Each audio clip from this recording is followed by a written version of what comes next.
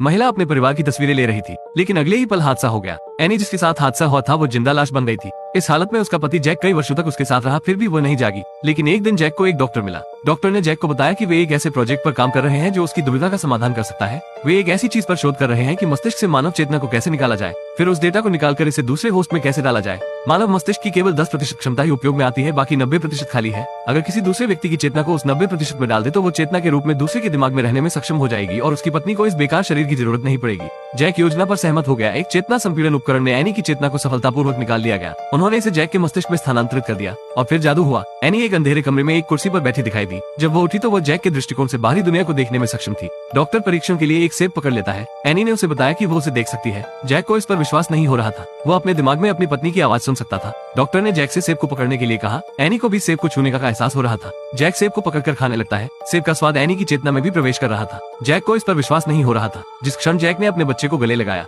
Any को भी उससे दोबारा मिलने का एहसास हो रहा था।